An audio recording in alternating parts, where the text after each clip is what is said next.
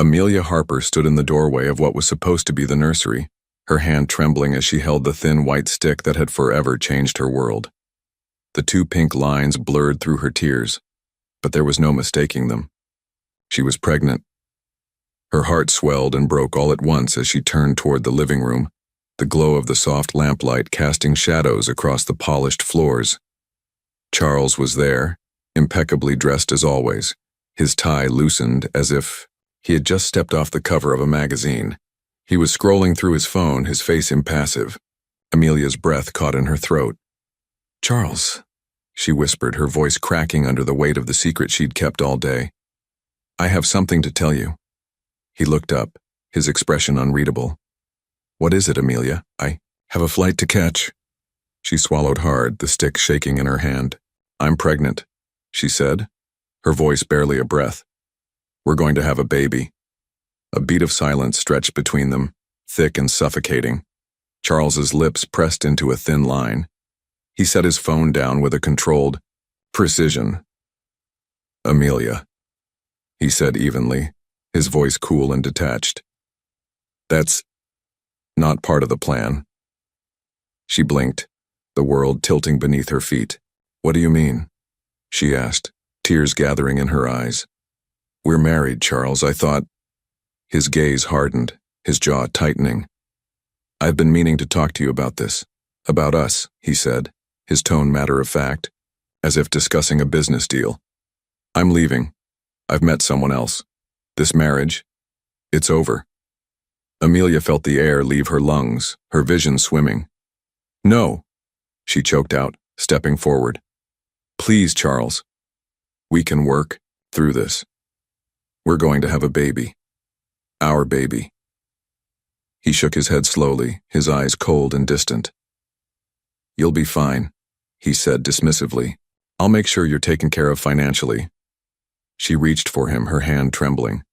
"Charles, please, I need you. The baby needs you.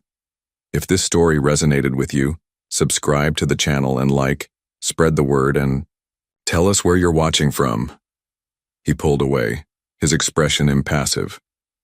"I have to go," he said, his voice flat. "I have a plane to catch."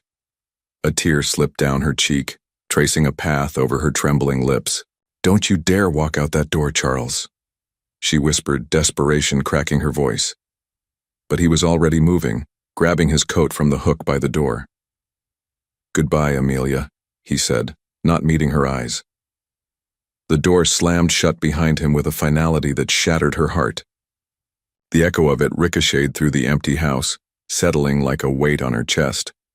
She collapsed onto the nursery chair, the positive test slipping from her hand and rolling across the hardwood floor.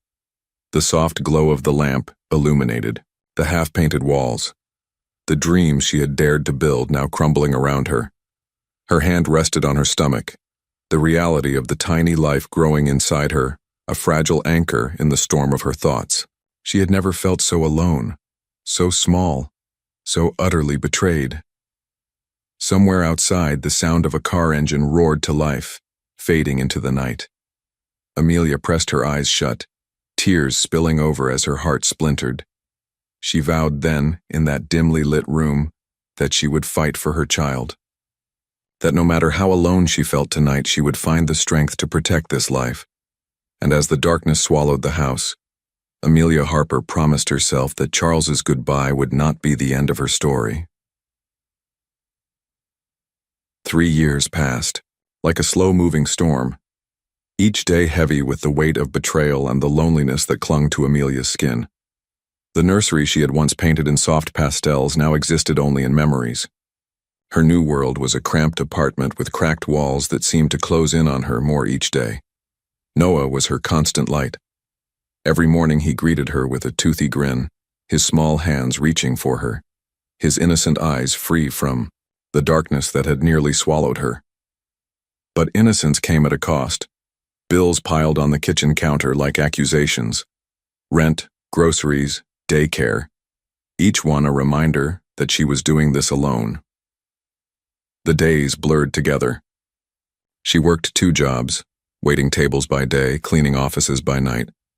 Each shift left her body aching and her spirit stretched thin. Sometimes, in the hush of night, she would collapse into bed, staring at the ceiling, the words Charles had spoken that night echoing like a ghost. "You'll be fine. I'll make sure you're taken care of financially." Lies, empty promises.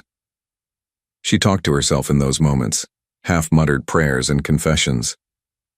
"You're stronger than this," she whispered. "You have to be. For him." But some nights the doubts would creep in, whispering that maybe Charles was right, that maybe she was never enough. Noah's giggles in the morning always banished those voices. His tiny arms wrapped around her neck felt like an anchor pulling her back from the edge. One evening, as the sun dipped below the cracked windowsill, she found an envelope in the mailbox. The paper was thick, expensive. Her name was written in bold black ink, elegant and formal. She tore it open with trembling fingers. A charity gala.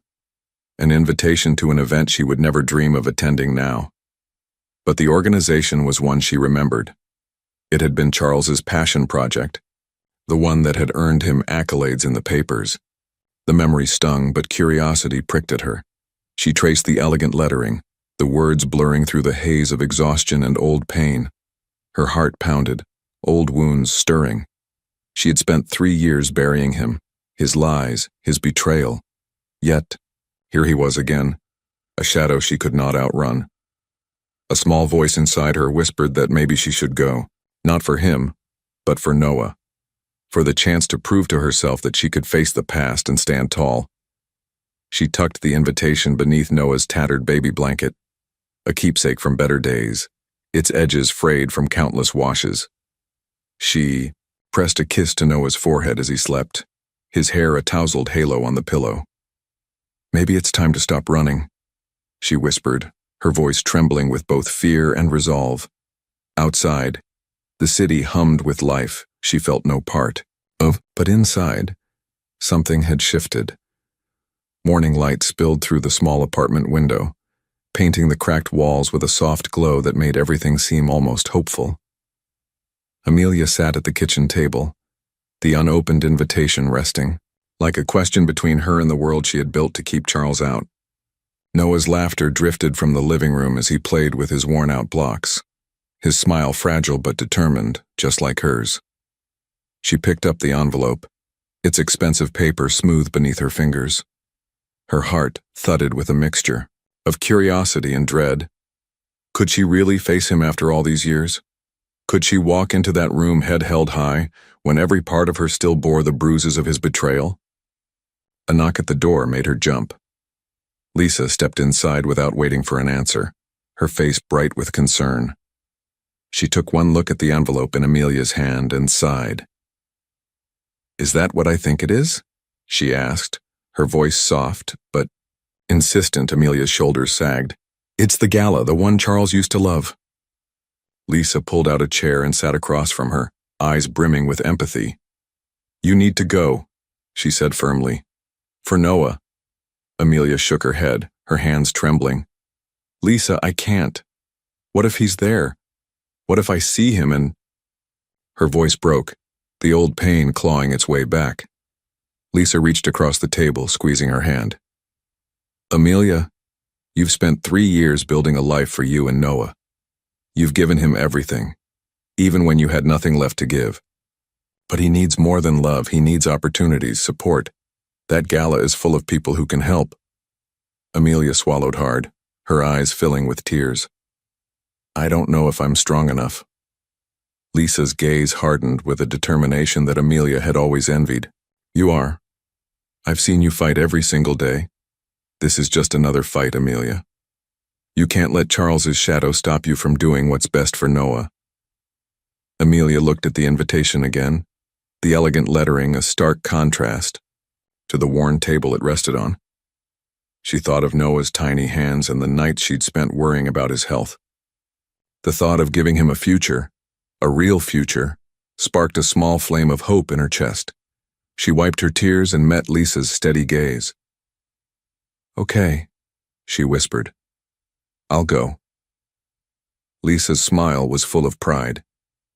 "That's my girl," she said, her voice thick with emotion. Amelia pressed the invitation to her chest, the paper suddenly heavy with possibility. For Noah, she said, more to herself than anyone else.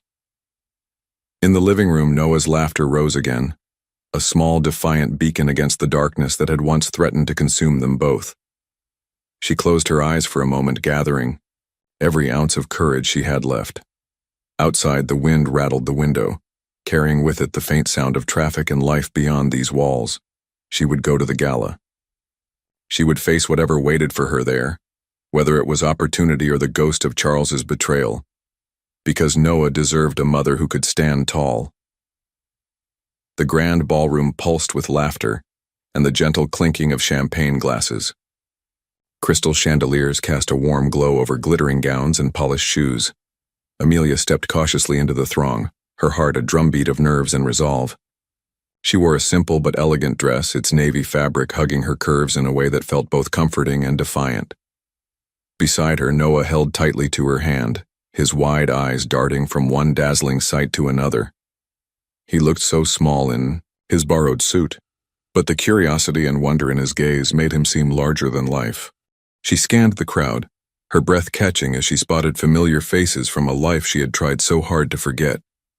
And then, like a shadow from the past, Charles appeared. He was standing beneath a glittering chandelier, his smile polished to perfection. Wealth clung to him like a tailored suit. Every movement was deliberate, every glance measured. He worked the room with ease, shaking hands, offering polite laughter, a living portrait of charm. Amelia's stomach twisted as his eyes met hers. For a split second, his smile faltered. Shock flickered across his face before he quickly recovered, his grin returning with double the wattage.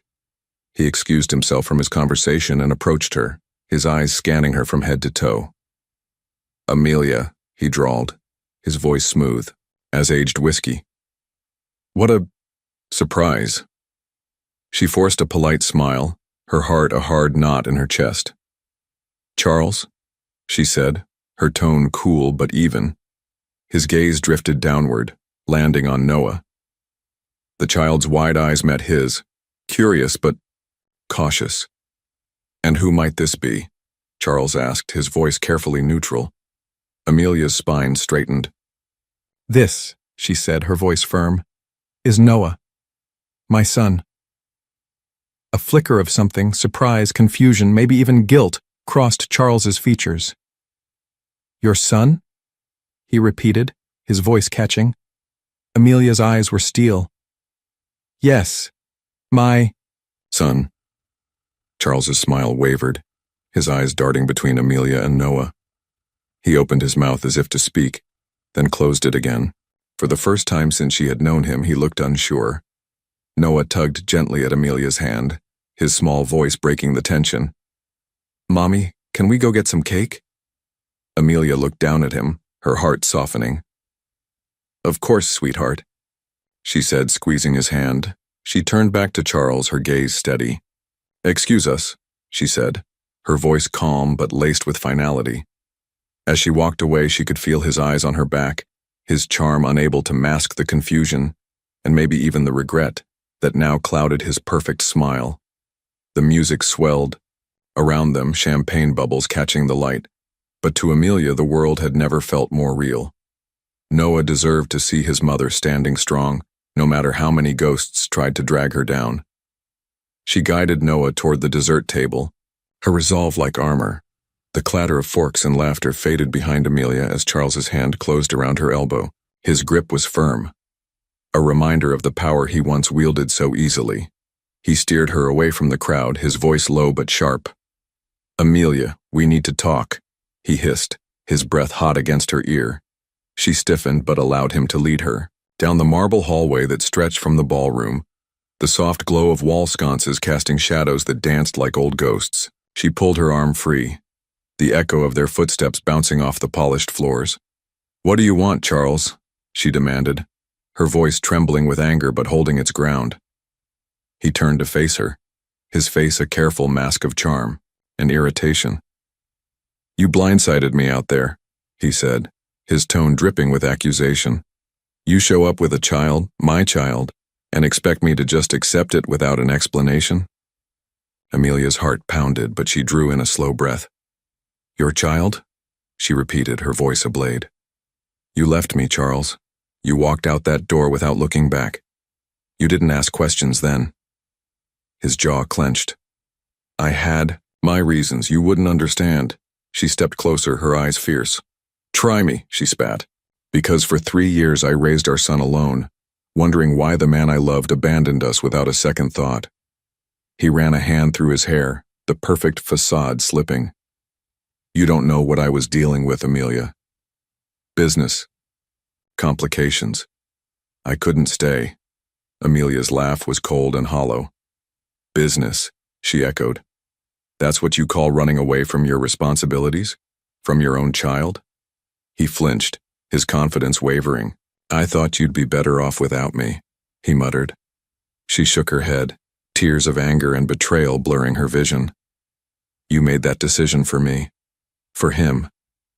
And now you stand here demanding answers you never gave me. He took a step back, his arrogance crumbling. I didn't know, he stammered, his voice barely above a whisper. Amelia's voice was steady now, forged in the fires of 3 long years alone. Well, now you do, she said. Noah is your son, and whether you're ready to face that or not, he's mine too, and I won't let you hurt him the way you hurt me. The hallway seemed to close in around them, the walls pressing the truth into every corner. Charles's face paled, his eyes darting to the ballroom as if seeking an escape. Voices from the party drifted in, a reminder of the world waiting just beyond the marble and shadows. Amelia held his gaze, refusing to let him hide. I have nothing to hide from anymore, she said, her voice strong and unyielding. I came here tonight to show you that you don't control me. You never will again. His lips parted as if to speak, but no words came. Amelia turned on her heel, the echo of her footsteps a testament to the strength he once tried to steal. Amelia's steps were steady as she left Charles behind, her heart still hammering from the confrontation.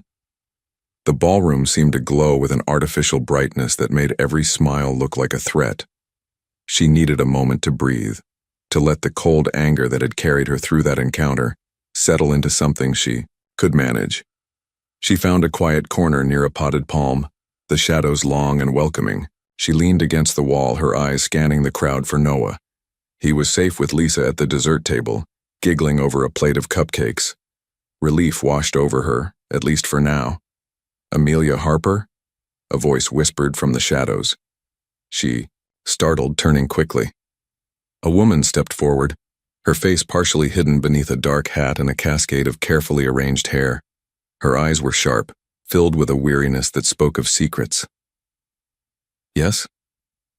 Amelia's voice was guarded, her spine straightening. The woman glanced around nervously, then stepped closer. I know this is sudden, but I had to warn you, she said, her tone urgent but low. Charles Harper is not who he seems. Amelia's heart lurched. Who are you? She demanded, suspicion sharpening her voice. Call me Ruth, the woman said, her gaze darting to the ballroom. I was once like you, charmed by his promises, blinded by his lies. But he's dangerous, Amelia. He destroys everything he touches. Amelia's lips parted, disbelief mixing with dread. Dangerous? You mean, to me? To Noah? Ruth nodded, grimly. He's done things, Amelia. Things the public will never know. He manipulates people, uses them, then discards them like trash. And if they threaten him, she shook her head, the shadow of old fear clouding her eyes. They disappear. Amelia's mind raced. She thought of the icy certainty in Charles's eyes, the way his smile never quite reached them. Disappear? She whispered. Ruth leaned in, her voice trembling. I had a friend, Maya.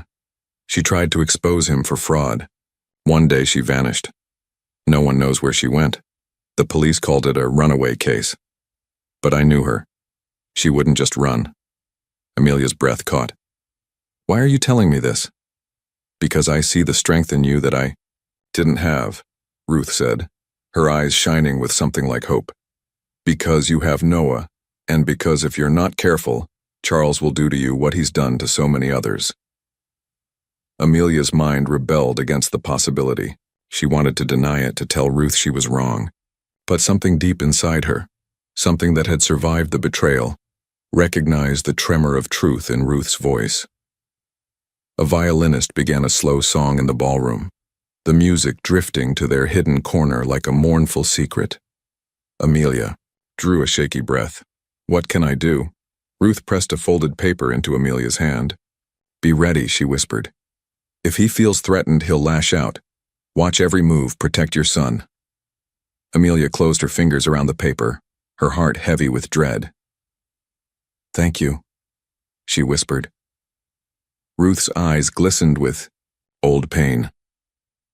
Be safe, she said before slipping back into the crowd, leaving Amelia with a head full of questions and a heart filled with fear. Amelia's hands trembled as she clutched the folded paper Ruth had given her. The echo of the violinist's last note lingered in the air like a final warning. She slipped away from the crowd, finding a small lounge tucked behind the main hall. The lights were dim, the hum of conversation muffled by thick curtains. She unfolded the paper and found Ruth waiting, her face pale and drawn beneath the weight of old pain. Ruth gestured to a table cluttered with documents, photographs, financial records, and pages marked with heavy black lines of redaction. Amelia's breath caught as she lowered herself into the chair. What is all this? She asked, her voice a fragile thread. Ruth's hand shook as she picked up a torn photograph, a smiling couple at what looked like a charity gala, but the man's face was slashed through. It's the truth, she whispered. The truth about Charles Harper. Amelia leaned closer, her heart pounding. I don't understand. How could he? Ruth's eyes glistened as she met Amelia's gaze. He's not just a liar, Amelia. He's a manipulator, a predator. He used his charm and his wealth to build a wall around himself, a wall of power that kept the police, the media, everyone out. She spread out the documents, her fingers tracing the redacted lines. This is what I've spent the last 2 years collecting. Financial fraud, money laundering, bribed officials, and when anyone got too close, her voice cracked. They disappeared. Amelia's vision blurred with disbelief. Disappeared? Ruth nodded, her face contorting with grief. Maya, the friend I told you about, she found out too much. She was going to go to the police. Then one night she was gone. No note, no goodbye. The police ruled it a voluntary disappearance. But I know he made her vanish. Amelia's hands gripped the table's edge, her knuckles white. How could he do this? How did I not see it? Ruth's voice was gentle but firm. Because you wanted to believe he loved you. Because he's a master at making you doubt yourself. Amelia's mind reeled, every memory of Charles now dripping with poison. The way he had charmed her family, the ease with which he'd convinced her of his innocence. She'd believed it all.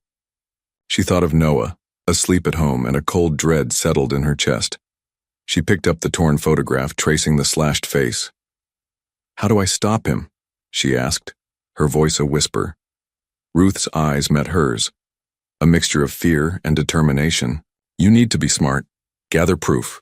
Go to the police with everything, but be careful. He's dangerous and he'll do anything to protect himself.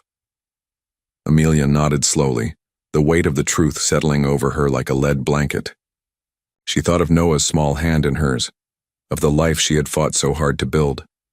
I won't let him hurt us, she said, her voice shaking but resolute. Ruth gave her a trembling smile. You're stronger than I ever was. Don't let him take that from you.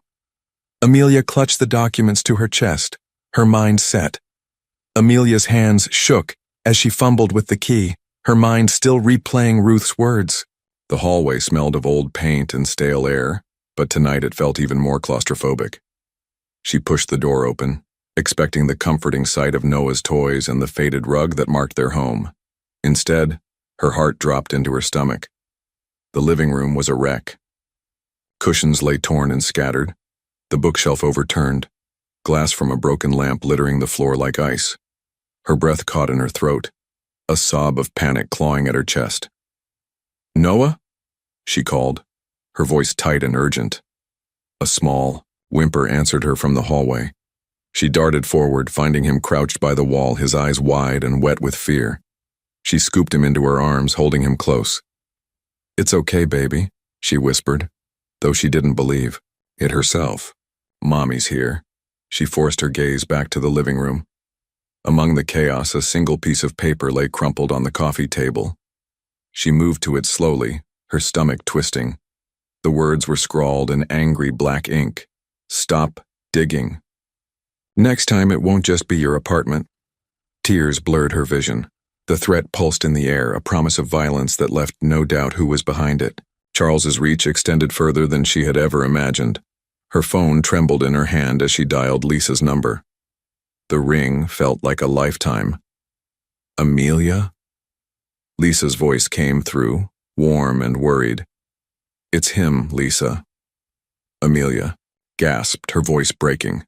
"Charles, he's here or he's been here, he knows." A pause, then Lisa's voice sharpened. "What happened? Are you okay? Is Noah okay?" Amelia's breath came in ragged bursts. "The apartment, it's trashed. They left a note, threatening me, threatening Noah." Lisa's silence was heavy, 1,000 unsaid words. Finally she spoke, her voice low and steady. "You have to get out of there, Amelia. Go somewhere safe. Right now." Noah whimpered, his small hands clutching her shirt. She pressed a kiss to his head, the weight of motherhood anchoring her to this moment. "I will," she promised, though her heart felt like glass. The city hummed outside, the neon lights painting the walls in fractured colors. But inside, the shadows felt deeper than ever. She cradled Noah closer, her mind spinning. Charles had crossed a line. This was no longer just about her, it was about her son, his safety, his life. She met her own eyes in the cracked mirror by the door, saw the fear, the anger, the unbroken core of strength that Charles hadn't destroyed. "No more," she whispered. "No more running, no more fear." She hung up the phone and slipped the crumpled note into her purse, the paper a weight of terrible certainty.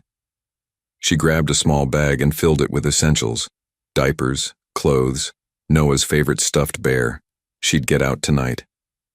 She'd find a place where Charles couldn't touch them. As she zipped the bag and turned off the lights, her resolve steeled like iron. Amelia's footsteps echoed through the fluorescent-lit corridor of the police station, each step a drumbeat of fear and determination. Noah's stuffed bear poked out of her purse, a silent witness to the battle she was about to begin. She approached the front desk, the smell of old coffee and paperwork hanging heavy in the air. "I need to speak to a detective," she said, her voice trembling but firm. A uniformed officer looked up, surprise in his eyes. "Do you have an appointment?" Amelia shook her head, holding up Ruth's folder. "It's urgent," she insisted, her knuckles white around the evidence that felt like both a sword and a shield. After a moment's hesitation, the officer picked up the phone and spoke quietly. Within minutes, a man in his late 40s with graying hair and tired eyes approached her. "I'm Detective Harris," he said, his voice carrying the weight of too many cases. "Come with me." He led her down another hallway to a small interview room, its walls lined with cold case boxes and maps marked with pins. Amelia sat down, clutching the folder like a lifeline. Harris folded his arms, skepticism written in the lines of his face. "Tell me what you've got." Amelia's voice trembled as she began. "His name is Charles Harper. He's a millionaire, a philanthropist on the outside, but behind that..." She opened the folder, spreading out the documents Ruth had given her. "He's dangerous. He's manipulated people, hurt them, made them disappear. I think he's going to hurt me and my son." Harris's eyes narrowed as he picked up a redacted report. "Melissa Kane," he read aloud. "Missing. Last seen at one of Harper's events." Amelia nodded, her heart pounding. "And Maya," she added, her finger trembling as she pointed to another file. She tried to expose him. She vanished. The police ruled it a runaway. But Ruth... Her voice caught. Ruth says it was him. Harris leaned back, his gaze thoughtful. That's a big accusation, he said, his tone cautious. A man like Harper, wealthy, connected. Cases like this, they're hard to prove. Amelia's eyes burned with tears she refused to let fall. I know how he looks to the world, she said, her voice raw. But I've seen what he really is. He threatened my child. He ransacked my apartment. I can't just sit and wait for him to ruin another life.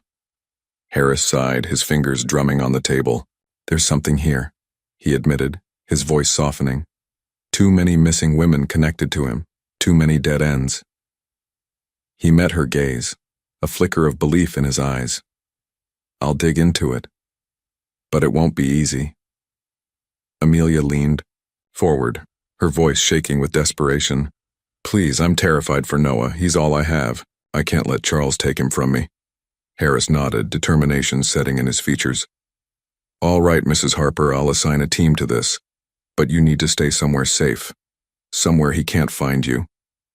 Relief and fear clashed inside her. Thank you, she whispered. Harris rose, gathering the files. We'll get him, he promised, his voice low and firm. The night air was thick with anticipation as Amelia stepped out of the unmarked police car, her heart pounding in her chest like a war drum. Detective Harris stood beside her, his jaw set, his eyes scanning the grand facade of Charles's mansion. The glow of the chandeliers inside seemed to mock the darkness outside, where truth finally waited to catch up. The team had spent days building the case. Ruth's documents, financial records, witness statements, and tonight was the night it all came crashing down. Harris's radio crackled. Units in position, a voice confirmed. Amelia clutched the folder to her chest, her lifeline of justice. She took a deep breath, her mind flashing back to every lie Charles had told, every smile that had masked the monster beneath. Are you ready? Harris asked, his voice steady. She nodded, her voice a whisper of steel. I'm ready. With a curt nod, Harris signaled the officers. They moved like shadows surrounding the mansion, weapons drawn but eyes sharp with purpose. Inside, Charles was holding court, his laughter drifting through the tall windows, a sound that had once enchanted her and now turned her stomach. The front door burst open and the foyer exploded in a blur of movement. Officers swarmed the space, shouts cutting through the air like knives. Charles Harper, Harris bellowed, his voice ringing with authority. You're under arrest for fraud, conspiracy, and obstruction of justice. Charles froze, his glass of wine halfway to his lips. His eyes darted to Amelia standing behind Harris, her gaze locked on him, unwavering. What is this? He demanded, his voice dripping with indignation. You can't do this. I'm a respected man. Harris's voice was cold steel. Not anymore. Amelia stepped forward, her spine straight and unbreakable. It's over, Charles, she said, her voice clear and strong. No more lies, no more manipulation. Charles's face twisted, rage sparking in his eyes. You think you've won, Amelia? You think you can take everything from me? I made you who you are. She felt the old fear rising, but she crushed it with the weight of every tear, every sleepless night. No, she said, her voice unwavering. I made myself, and I'll make sure Noah never has to fear you. His face contorted, his mask shattering. You're nothing without me, he spat. Harris stepped in, handcuffs gleaming in the harsh light. That's enough, he said, his voice firm. He yanked Charles's arms behind his back, the metal cuffs snapping shut with a finality that felt like justice itself. Charles struggled, his voice a low snarl. This isn't over, Amelia. I'll find a way. You'll see. She met his glare, her eyes fierce. It's over, Charles, for good. The flashing police lights outside painted the walls in red and blue, a chaotic dance that felt both jarring and freeing. Officers led Charles away, his protests fading into the night. Harris turned to Amelia, his expression softening. You did it, he said, his voice low but full of respect. She exhaled, the tension leaving her in a slow, shaking breath. No, she corrected, her voice firm. We did it. Outside, the mansion seemed to shrink under the weight of its own secrets. Amelia stepped out into the night, the cold air a promise of a new beginning. Noah's face flashed in her mind, his small smile untainted by the darkness that had threatened them both. The sun crept over the horizon, its pale light breaking through the rain-streaked glass of Amelia's small kitchen window. She stood there clutching a warm mug of coffee, the steam curling like a fragile promise of a new beginning. The night storm had passed, but its shadows lingered at the edges of her mind, a reminder of the battle she had fought and won.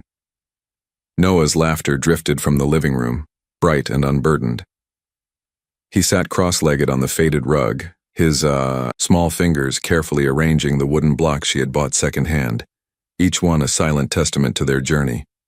His joy was contagious, a light that banished the lingering darkness.